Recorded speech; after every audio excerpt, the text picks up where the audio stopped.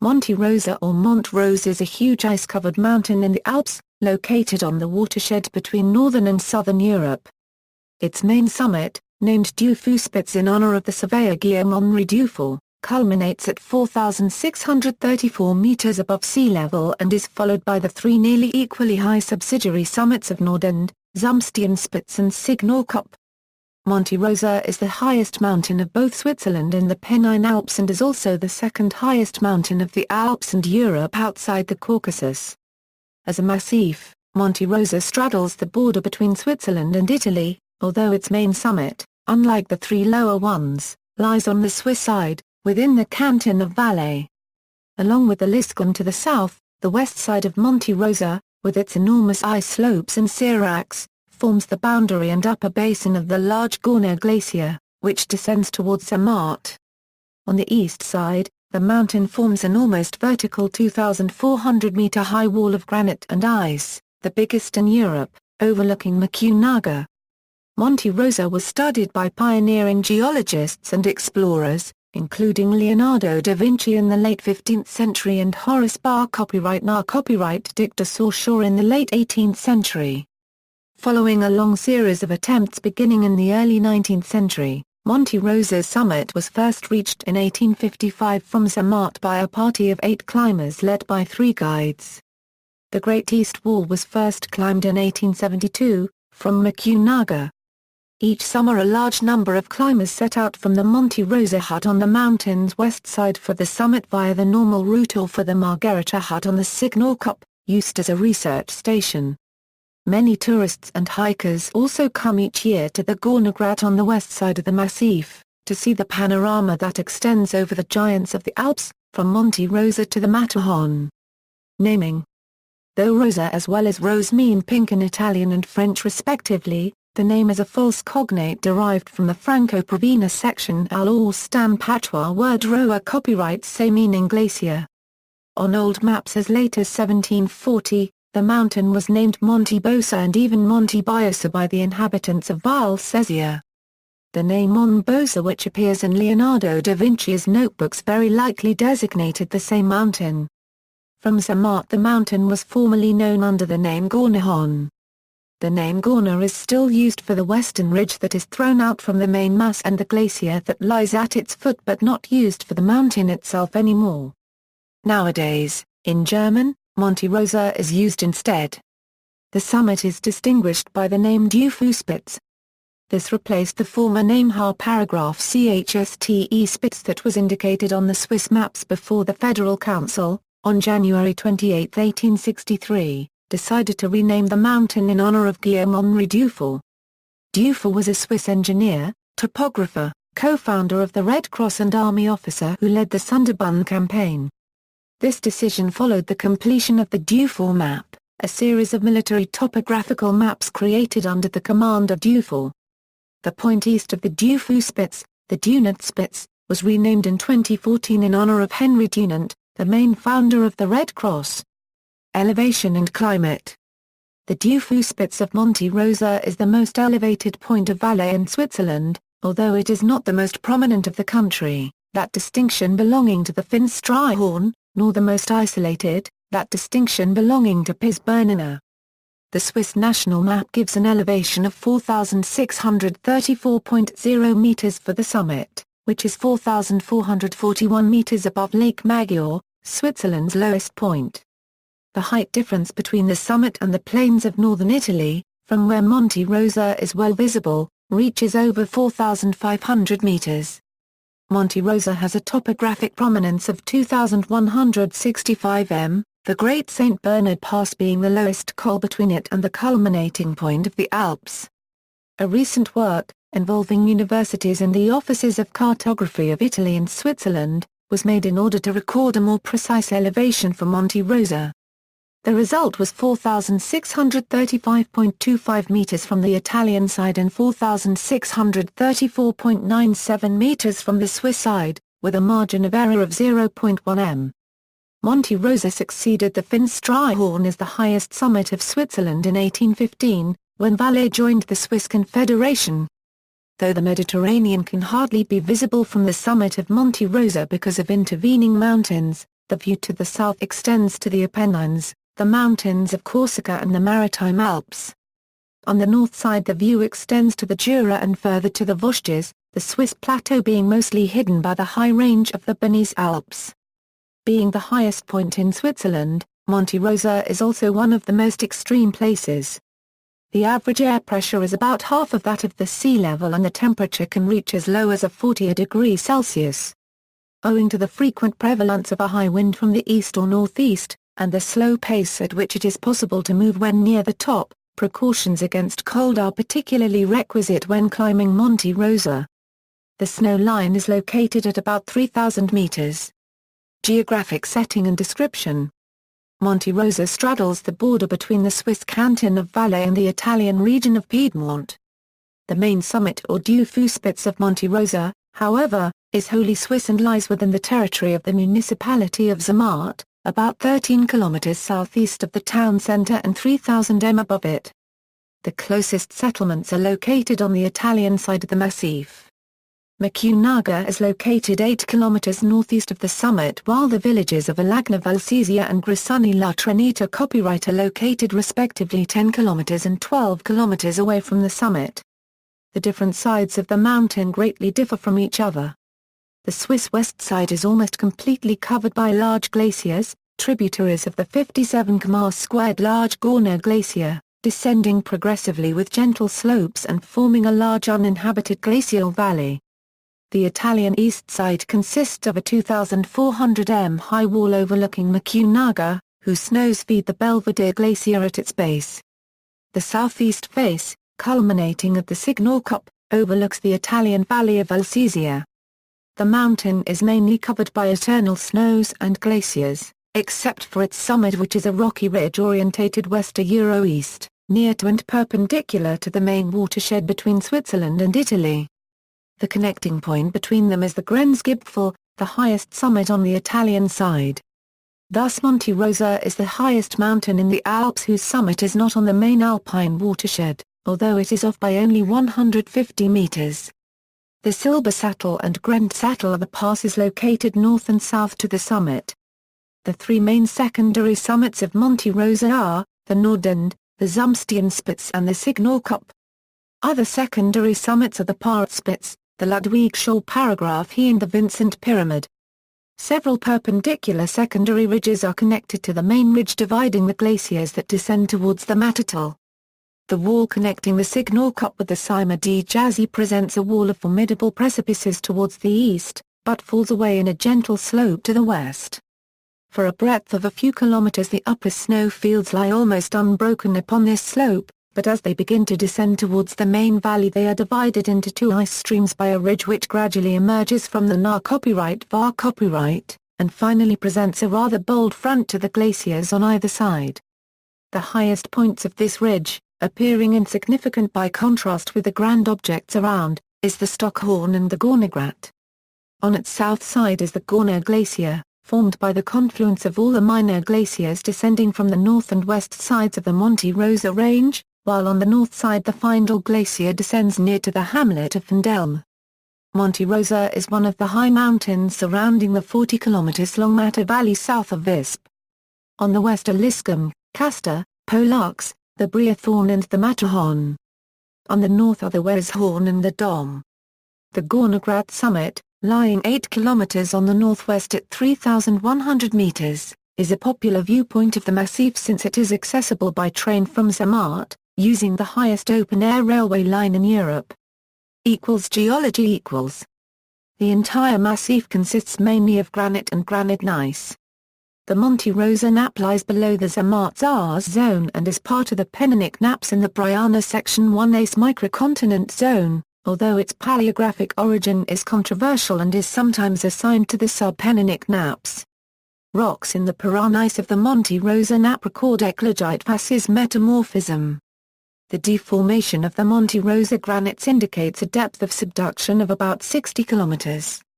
They were brought to the surface by tectonic uplift, which still continues today.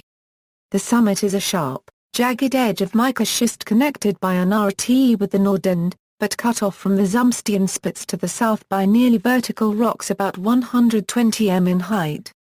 Trekking: the tour of Monte Rosa can be effected by trekkers in about 10 days. The circuit follows many ancient trails that have linked the Swiss and Italian valleys for centuries.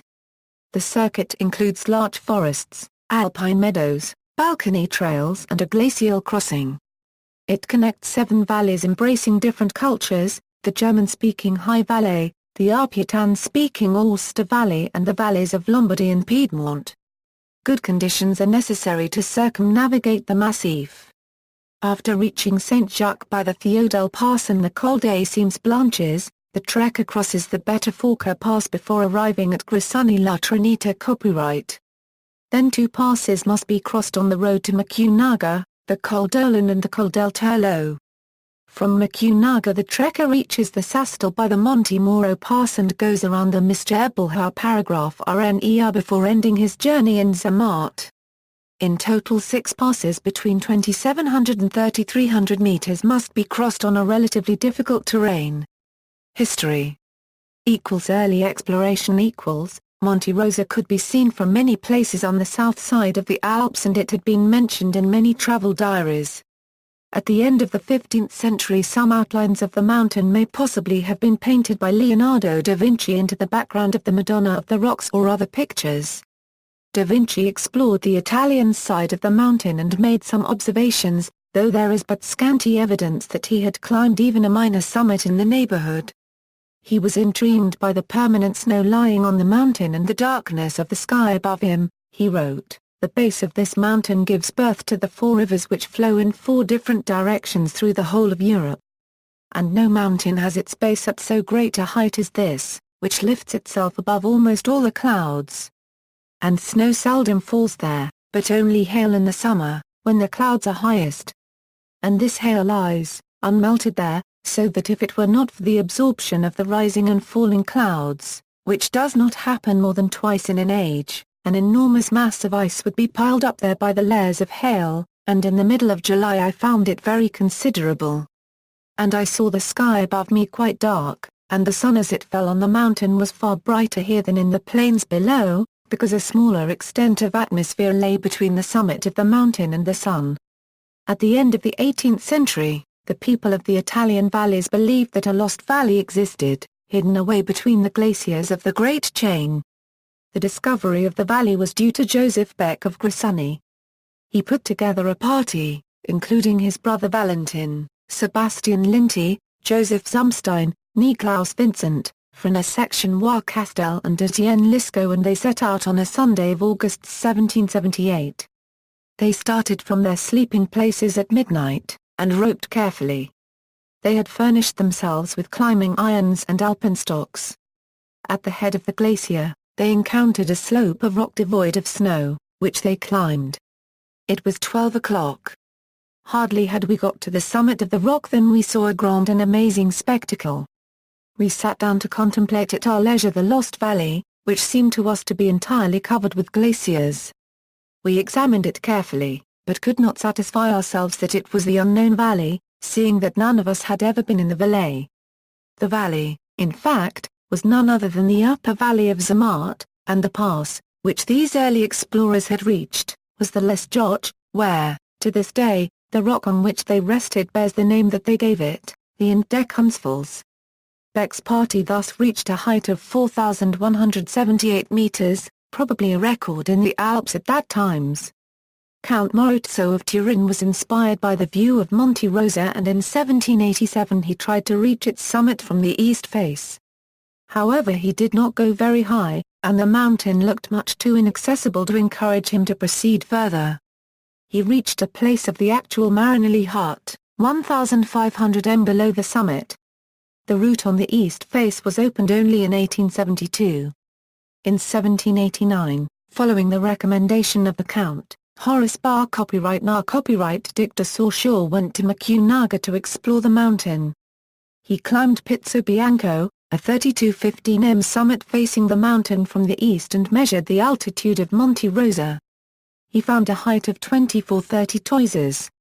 A first serious attempt was made in 1801 by a doctor of Alagna, Pietro Giordani. He reached alone a great height when climbing a 4,046 meters high point on the southeast ridge of the Vincent Pyramid, later named Giordinus by copyright TZ or Punta Giordani in his honor. He arrived too late to proceed to the Vincent Pyramid summit and night drove him away. He had to sleep in a cleft of ice at about 14,000 feet. He wrote an account of his exploit. After an eloquent description of the view, he expresses his annoyance at the lack of scientific instruments, and the lateness of the hour which prevented him from ascending Monte Rosa itself. The 4215 m Vincent Pyramid summit was eventually successfully climbed on August 15, 1819 by Johann Nicklaus and Joseph Vincent from Gressoney, after whom the peak has been named. The brothers Vincent tried to reach the highest summit again the next year, together with Joseph Zumstein, and guides and porters.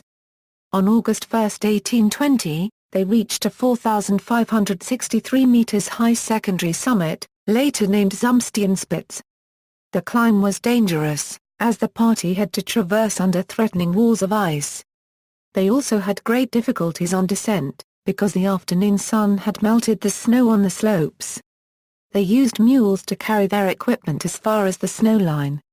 During the expedition they thought they had climbed the true highest peak, but when they reached the summit they found out it was only a sub-peak of Monte Rosa.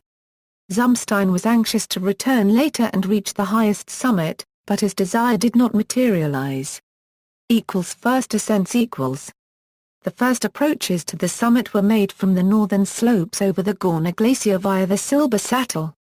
This pass was first reached on August 12, 1847, by Matthias and Johann Zumthorwald, Johann Branchen and Joseph Moser guiding the French professors Victor Puisieux and Edouard Ordinaire. Precisely a year later, Johann Maditz from Matt, Glarus, and Matthias Zumthorwald guided the Swiss theologian de Melchior Ulrich to the pass for an ascent to the highest summit. Ulrich had to give up, but the guides proceeded to climb to what they thought to be the eastern summit of the Dufourspitze and established a new altitude record in Switzerland. The descent over the same route was so tricky that Maditz at places had to lower down Zumthorwald by rope. 3 years later, on August 22, 1851, Johann Zumthorwald returned, with Peter Torgwalder and Peter Inderbein and the Swiss botanist brothers Adolf and Hermann Schlagintweit to repeat this ascent. They did not dare to traverse to the western summit, which the Schlagintweits estimated to be 7 meters higher. In 1891, W.A.B. Coolidge analyzed these ascents and concluded that both parties had reached the 4,618 m Grenzgipfel instead, which is a mere 50 meters to the east of Ostspitze. He transferred the honor of first climbing the Ostgipfel to Ulrich Lorner from Lauterbrunnen and the brothers Christopher, Edmund and James G. Smith from Great Yarmouth, who reached the Ostspitze on September 1, 1854 from the Silber Sattel. Some sources have the Zumthorwald brothers also among this party. Zumthorwald brothers returned twice more to the east summit, Johann and Matthias 10 days later with Edward Shirley Kennedy and Benedict Lou, and Matthias and Stephen later again with Edward Levi Ames. On these 5 occasions they never tried the difficult traverse to the western summit, also because the summits were both mapped as 4,638 m high at the time. Partially with the technical difficulty of the route from Silber Sattel in mind, many consider the Maditz and Zumthorwald ascent in 1849 the true first ascent of Monte Rosa. The first ascent of the western summit finally took place on August 1, 1855, by the above guides Matthias and Johann Zumthorwald and Ulrich Lorner and 2 of the Smith brothers. They were joined by the English gentlemen John Birkbeck, Charles Hudson and Edward Stevenson. Deeming the approach from the east summit unfeasible, the guides devised a route over the junction of the Monte Rosa and Grenz glaciers and over the west ridge directly to the west summit. Not 2 weeks later, on August 13, 1855, Johann and his brother Peter Zumthorwald guided 8 more people, including Johann Jacob Wielenmann, to the summit over the same route. The West Ridge route immediately became very popular and is still the normal route to the Dufourspitze. The Irish physicist John Tyndall was guided to the summit in a group led by Ulrich Lorner in August 1858, but returned the next day to make the first solo ascent of Dufourspitze on August 17, 1858, which he described in his account, Glaciers of the Alps. After breakfast I poured what remained of my tea into a small glass bottle, an ordinary demi-bouteille in fact. The waiter then provided me with a ham sandwich, and, with my script thus frugally furnished, I thought the heights of Monte Rosa might be won. After encountering a party of climbers guided by Lorna, Tyndall reached alone the summit. A world of clouds and mountains lay beneath me. Switzerland, with its pomp of summits, was clear and grand. Italy was also grand, but more than half obscured. Dark cumulus and dark crag vied in savagery, while at other places white snows and white clouds held equal rivalry. The scooped valleys of Monte Rosa itself were magnificent, all gleaming in the bright sunlight, tossed and torn at intervals, and sending from their rents and walls the magical blue of the ice. Among mountain guides, the eastern wall had the reputation of being unconquerable. Ferdinand Imseng was convinced that the long snow couloir in the middle of the face could be ascended. He succeeded in convincing other climbers and, on July 22, 1872, Richard Pendlebury, William and Charles Taylor, Ferdinand Imseng, Gabriel Spechtenhauser and Giovanni Oberto began the ascent from Macugnaga. They were aware of the objective dangers of the wall, but they decided to go as high as possible, without compromising their lives. After a bivouac on the actual Marinelli hut emplacement, they headed towards the Grenzsattel. Suddenly, when they arrived near the Grenzsattel, an avalanche started and rivers of snow began to flow everywhere around the climbers. They were able to reach the safe rocks of the Grenzgipfel just in time to save their lives. They finally reached the summit and descended to Riffelalp on the other side, concluding an 18-hour journey. This ascent made Ferdinand Imseng a famous mountain guide. He lost his life in 1881 on the east wall during the third ascent with Damiano Marinelli and guide Battista Pedranzani. On August 8, they were caught by an avalanche and brought 1,200 meters down. The accident was reported by a porter who survived. The couloir was then named Canton Marinelli. Other ascents In 1889 Achille Ratti, who became later Pope Pius XI, made the first traverse from Macugnaga to Zermatt by the Zumsteinspitze. After climbing the Dufourspitze, he spent the night on the summit with his companions. Visiting Zermatt in 1894, the young Winston Churchill insisted on an ascent of Monte Rosa rather than of the Matterhorn, not only because of his superior height but also because the guide's fee was substantially less. More recently, on August 1, 2005, the Swiss Minister of Treasure Joseph Days climbed the Dufourspitze. The expedition marked the 150th anniversary of the first ascent. Huts and climbing routes. The Monte Rosa hut is the only mountain hut in the massif owned by the Swiss Alpine Club. It is situated on the Platsch, a rocky island between the Gorner and Grenz glaciers. It is accessible from Rottenboden, a station on the Gorner-Gratbahn line. The hut was inaugurated in 1894 and rebuilt in 1940. In 2009, a new high-technology mountain hut was inaugurated. The 5-story crystal-shaped building is designed to obtain 90% of its power needs from the sun and will be used as a research station. The other huts are owned by the Italian Alpine Club, among them the Regina Margherita hut located at 4,559 meters on the Signalkuppe.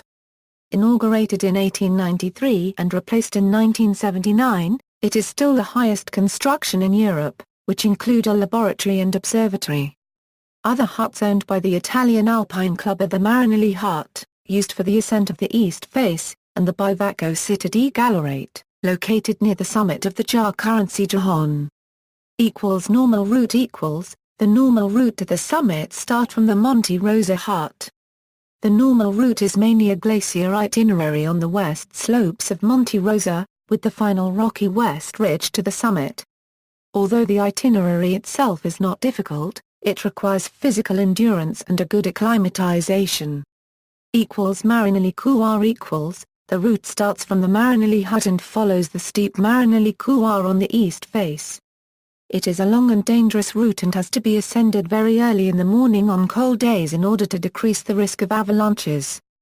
Timeline: First ascent in 1855. First ascent by a woman, Lucy Walker, July 15, 1862, with Frank Walker and guide Melchior Anderegg. First ascent on the eastern wall, via the Marinelli Couloir in 1872 by Taylor, Pendlebury and Ferdinand Imsing. First ascent via the southern spur by Eustace Hulton with guides Joseph Moser and Peter Ruby on August 20, 1874. First ascent via the southeast ridge by F. P. Barlow, G. W. Prothero with guides Antonio Carroll and Peter Torgwalder on August 31, 1874. First winter ascent via the southern spur by Vittorio Sella with guides Daniel Macugnaga and Joseph Macugnaga on January 26, 1884. First winter ascent via the southeast ridge by Mario Psenza, A. Curta, A. Lazier, O. Lazier on January 18, 1907. First solo ascent of the east face by Angelo Tavicchia in 1924. First winter ascent of the east face in 1965 by mountain guides Luciano Bettini, Felice Giacchini, Michel Palla and Lino Pirini. In June 1969, the extreme skier Sylvain Saudin descended the entire Marinelli Couloir on the east face. First solo winter ascent via the east face on February 4, 1991, by Walter Bernardi. Injured, he was rescued by helicopter on the descent near the Grant Sattel. Panorama. See also, List of mountains of Valais, High Alps. Notes. External links, Dufourspitze on summitpost.org, Dufourspitze on hikr.org, 360-degree panorama from the summit, computer-generated summit panoramas north-south index, peak bagger link.